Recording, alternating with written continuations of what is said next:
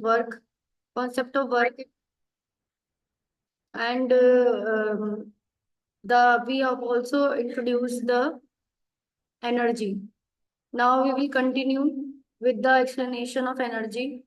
Energy, as you know, the ability to do work, and anything which can do the work is possessed to have energy. There are different types of energy that are heat energy, chemical energy, potential energy, kinetic energy. There are different forms of energy also.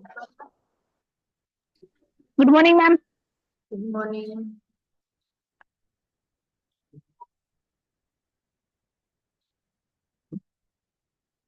We have also discussed that satellites and the moving objects which are moving in the universe due to the gravitation force are having zero work because the angle is 90 degree. We have also discussed that while throwing the ball upward is the work work due to gravity is negative, but when the ball comes downward, the work is positive. Okay. Now, energy, different forms of energy. 1 joule is the value is given that 1 joule is equal to 10 raised to power 7 ergs. Means the CGS unit is smaller unit and it has 10 raised to power 7 ergs in it. And 1 kilojoule, the bigger unit is joule and the smaller unit is ergs. So 10 raised to power 7 ergs are there in 1 joule. Different forms of energy are given. There are 8 forms of energies are given. Examples, the name of energies are mechanical energy, heat energy, sound energy, electrical energy, nuclear energy, light energy, chemical energy, magnetic energy. Magnetic energy, chemical energy, potential, ये सब आपको different forms of energy के example दे रखे हैं. Potential energy की definition फिर नीचे दे रखी है. I want any one of you to read it. Potential energy की definition. Potential energy is defined as the energy of a body due to Position of change in shape. Example, the raised hammer. हम hammer को अगर कोई बड़ी सी कोई सब चीज है जो कि बहुत मोटी नेल है, आयरन की पतली नहीं मोटी नेल है, और उसे किसी टफ और हार्ड जैसे दीवार या किसी बहुत बड़े बॉक्स में उसे हम पियर्स करना चाह रहे हैं, उसे प्लेस करना चाह रहे हैं नेल को, तो हमें हैमर को थोड़ा दूर दूर से मारना पड़ेगा. जब हम उसे दूर दूर से मारेंगे, उसका हाइट इंक्रीज कर देंगे हैमर का, तो अब ज्यादा क्या लगेगी, एनर्जी लगेगी. हाइट की एनर्जी भी उसमें आ जाएगी. तो रेज हैमर में भी पोटेंशियल एनर्जी होती है. और हम थोड़ा पास से ही उसको नेल को हिट करेंगे तो बहुत देर में हिट तो तब भी हो जाएगी, पर बहुत देर में जाएगा, टाइम लगेगा, धीरे धीरे करके हिट होगी. और दूर से हैमर को मारेंगे दूर से तो वो जल्दी होगी. Work driving the nail into the wooden block is done by the hammer when the energy is release. जब हैमर उसे हाइट से उसके ऊपर पड़ेगा तो जो हैमर में जो एनर्जी है वो वर्क करवाएगा नेल से, जो कि वर्क होगा नेल अंदर चली जाएगी तो डिस्प्लेसमेंट बदल जाए. ये दूसरा एग्जांपल है. वाटर जो कि टैंक में स्टोर रहता है, ओवरहेड टैंक में. जैसे हम सभी घर में पानी यूज करते हैं, तो जब हम मोटर चलाते हैं तो जो ताजा पानी होता है वो हम यूज कर लेते हैं, पानी पीने के लिए भर लेते हैं, आरओज में चला जाता है. और जो हमारा टैंक में पानी स्टोर होता है वो हमारे बाद में किसी प्रॉब्लम में या फिर जब पानी की कमी है, लाइट नहीं आ रही है, तब वो पानी हमारे घर में यूज होता है.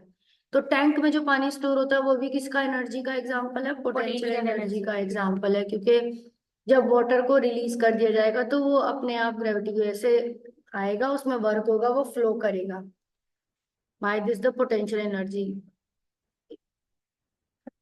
और यहाँ पर स्प्रिंग का एग्जाम्पल दे रखा है. Potential energy compressed springs. Compressed springs में वो पोटेंशियल एनर्जी स्टोर रहती है.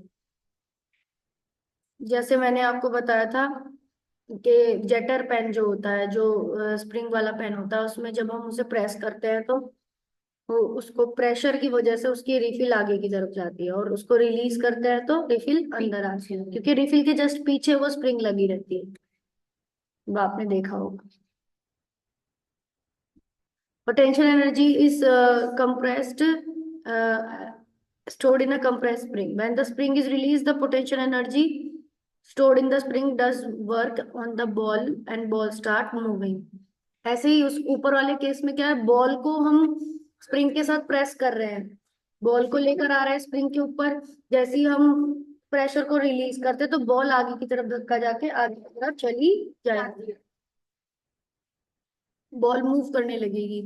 ऐसे ही कैटापुल्ट है, कैटापुल्ट में जो गुलेल होती है, गुलेल में जब हम कोई पत्थर या कोई ऐसी चीज रखेंगे, जब हम आम तोड़ने के लिए यूज कर रहे हैं या फिर कहीं पर हम टारगेट पे यूज करवा रहे हैं, गुड मॉर्निंग मैम, जैसे कि हमें बंदर को भगाना है मान लो, तो हम क्या करेंगे, उसको हिट करने की कोशिश करेंगे गुलेल से।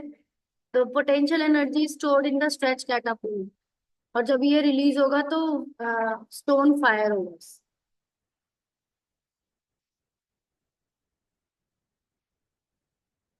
तो these are the examples of potential energy.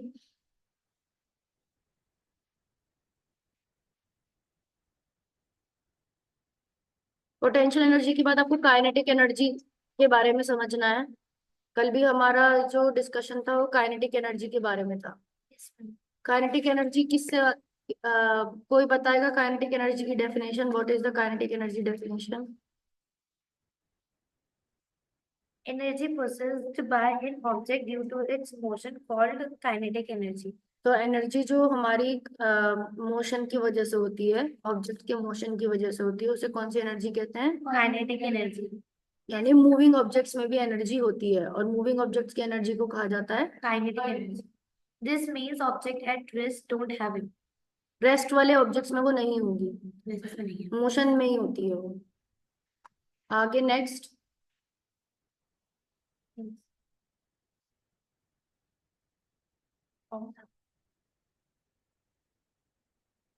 बताइए, व्हाट इज द फॉर्मूला? क्योंकि एनर्जी का फॉर्मूला भी होता है 1/2 mv². 1/2 mv²। 1/2 mv² means half mv²।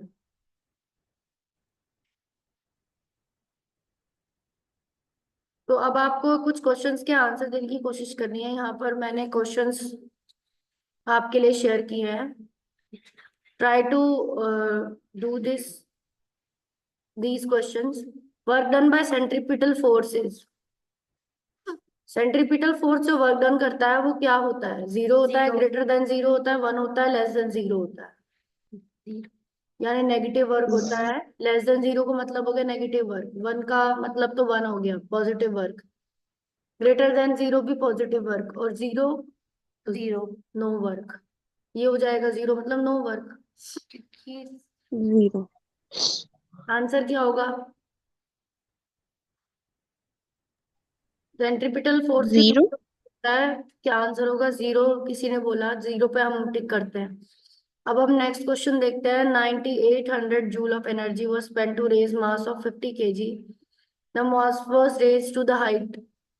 तो उसकी इसमें आपको हाइट कैलकुलेट करनी है, और जी के 9.8 लेना है जी आपको। तो कैसे सॉल्व होगा ये क्वेश्चन? फॉर्मूला क्या है? हाइट में, हाइट की वजह से होने वाली एनर्जी होती है पोटेंशियल एनर्जी। तो फॉर्मूला क्या लगाएंगे? PE potential energy. Mass into. अच्छा। हाँ, mass into gravity into height, ये लगाएंगे mgh। तो mgh में हमें क्या क्या वैल्यू पता है? पोटेंशियल एनर्जी की वैल्यू पता है 9800। 9800 के बाद हमको क्या मास क्या बताया? 50। तो आप अपनी अपनी कॉपी में सॉल्व करें, क्या आएगा? मास की जगह 50 रख लें, और आंसर बताएं इनमें से क्या टिक करना है मुझे। 50। ग्रेविटी में 9.8 रखने को कहा है, 15 to 9.8, और हाइट निकालनी है आपको। You have to take out height, solve it. Everyone has to solve. 9800 is equal to 15 to 9.8 into h। h निकालना है, निकालिए h कितना होगा? 50 इस तरफ जाएगा डिवाइड में, 9.8 भी इस तरफ जाएगा डिवाइड में, तो 9800 से डिवाइड हो जाएगा। करिए, क्या आंसर आएगा?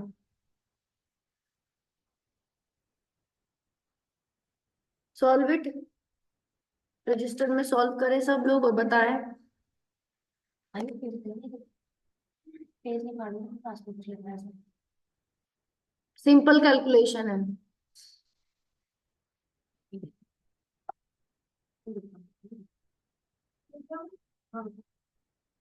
9800 डिवाइड बाय 50 ओरली भी हो सकता है, अपॉन 9800 डिवाइड बाय 50 इंटू 9.8, कितना आंसर आएगा? Has anyone calculated? मैम 80। 80 आ रहा है। 80 आ रहा है तो 9.8 इधर जाएगा, तो एक पॉइंट हटाएंगे तो एक और जीरो बढ़ जाएगा। फिर 98 से 98,000 कितनी 1000 बार कटेगा, और 1000 को हम 50 भी है डिवाइड में, तो जीरो से एक जीरो कैंसिल कर देंगे इसका, और 5 से ये कैंसिल करेंगे 1000, तो कितना आएगा?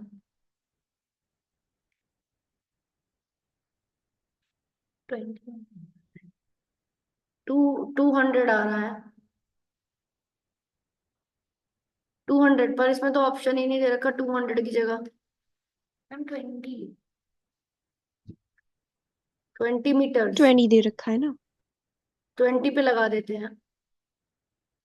और अब नेक्स्ट क्वेश्चन करें। Ma'am D option. A machine does 2000 joules of work in how many seconds?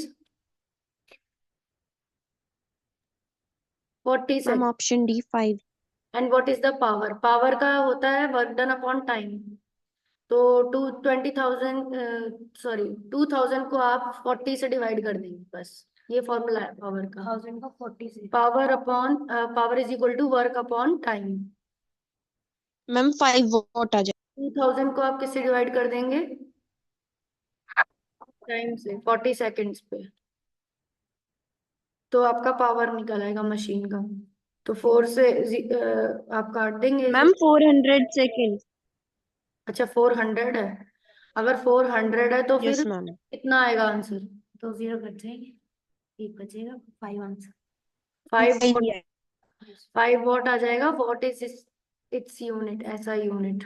5 then what is the force yes ma'am. Required to lift a block of mass 2m? कितना force चाहिए एक block of mass 2m को lift करने के लिए? जी के terms में बताना है। कल भी इस तरह का एक क्वेश्चन किया था हमने। और अच्छा, फोर्थ क्वेश्चन भी है एक, calculate the time taken by 150 what bulb consuming 3000 joule of energy. तो इसमें उल्टा दे रखा है, इसमें पावर दे रखी है 150, पी की वैल्यू दे रखी है 150, और 150 इज इक्वल टू क्या दे रखा है? वर्क डन दे रखा है 3000, तो 150 इज इक्वल टू 3000, और क्या देना है हमें? टाइम बताना है, नीचे वाला जो डिवाइड बाय टाइम है ये बताना है। तो टाइम सॉल्व करेंगे, टाइम इस तरफ चला जाएगा 150 पे, और 150 इधर आ जाएगा W के, तो डिवाइड कर देंगे, फिर कितना आंसर आएगा? 50 से 20 सेकेंड्स।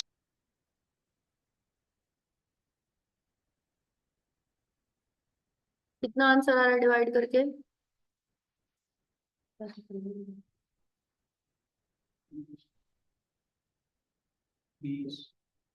20 सेकेंड्स।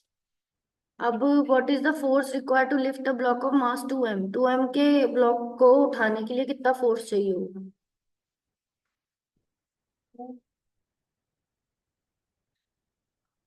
मतलब उसकी कुछ मास की वैल्यू ना देकर सिर्फ 2m उसकी मास की वैल्यू दे दी है, तो अब आपको फोर्स बताना, फोर्स कितना होता है,